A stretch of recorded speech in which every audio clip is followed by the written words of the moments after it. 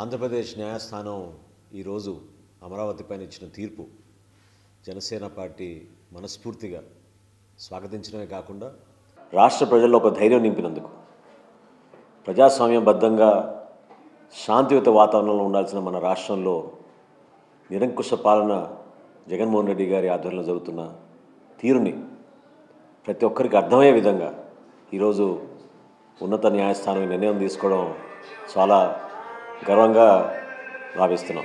జగన్మోహన్ రెడ్డి గారి పరిపాలన రైతుల్ని కించపరిచే విధంగా, మహిళలకి అవమానపరిచే విధంగా, చివరికి పవన్ కళ్యాణ్ గారు కూడా ఆ ప్రాంతాల్లో సందర్శించడానికి వెళ్ళినప్పుడు కూడా అడ్డంకులు సృష్టించి కంచెలు వేసి లాఠీ చార్జీలు చేసే పరిస్థితులు ఈ రాష్ట్ర ప్రభుత్వం తీసుకొచ్చింది.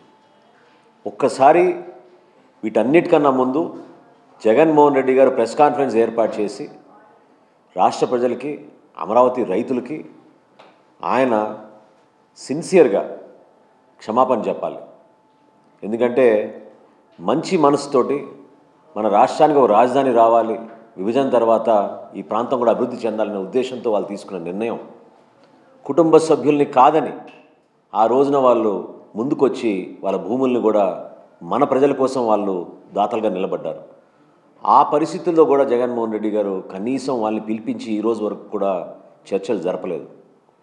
ఎప్పుడైనా ధర్మం గెలుస్తుంది, న్యాయం నిలబడుతుందనే నమ్మకంతో పాపం 807 రోజులు వాళ్ళ ఉద్యమాన్ని ముందుకు తీసుకెళ్లారు. చాలా కష్టపడ్డారు.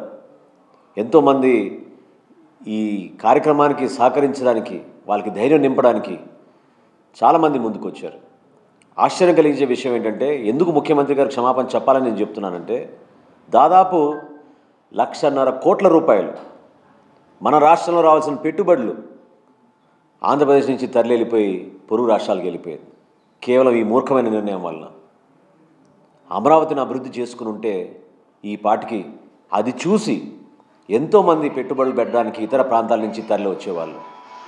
ఈ రోజున కనివిన రీతిలో ఇతర దేశాల్లో నివసిస్తున్న మన తెలుగు ప్రజలు కూడా మన రాజధాని, మన ఆంధ్రప్రదేశ్, మన అమరావతి అనే గర్వపడే విధంగా పాపం వాళ్ళు చాలామంది చిన్న చిన్న వయసులో ఉన్న వాళ్ళు కూడా పెట్టుబడులు పెట్టి అక్కడ భూములు కొనుక్కున్నారు.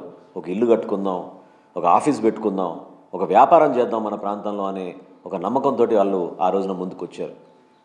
ప్రతి ఒక్కరిని అవమానపరిచే విధంగా, ప్రతి విషయంలోనూ ఇదేదో చాలా పెద్ద స్కామ్ జరిగిపోయిందని, ప్రతి సందర్భంలో కూడా ఆ ప్రాంతాన్ని అభివృద్ధి చెందక ఏ విధంగా దాన్ని కించపరచాలనే ఉద్దేశంతో ఈ ప్రభుత్వం పరిపాలన చేసింది తప్ప, ఆల్రెడీ పునాదులు వేసి ఆల్రెడీ అభివృద్ధి జరిగిన ప్రాంతాన్ని ఇంకా ముందు తీసుకెళ్లాల్సిన బాధ్యత విస్మరించి ఈ ప్రభుత్వం ఈరోజు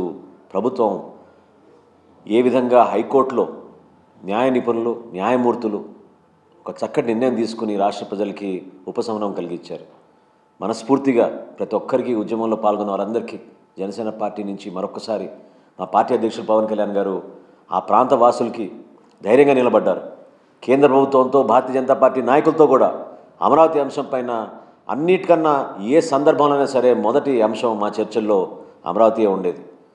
కాబట్టి అంతిమంగా న్యాయాన్ని, ధర్మాన్ని నమ్ముకున్న వాళ్ళకి ఎప్పుడు కూడా విజయం సాధిస్తాం. దాన్ని నమ్ముకుని ఈ రాష్ట్ర ప్రజలు ఇంకా ముందుకెళ్ళాలి, మన ప్రాంతాన్ని మనం అభివృద్ధి చేసుకోవాలి. భవిష్యత్తులో ఈ ప్రభుత్వాన్ని ఈ ప్రాంతం నుంచి మనం బయటికి పంపించాలి. దానికి మీరందరూ కూడా సిద్ధమవ్వాలని చెప్పి మనస్ఫూర్తిగా కోరుకుంటున్నాను.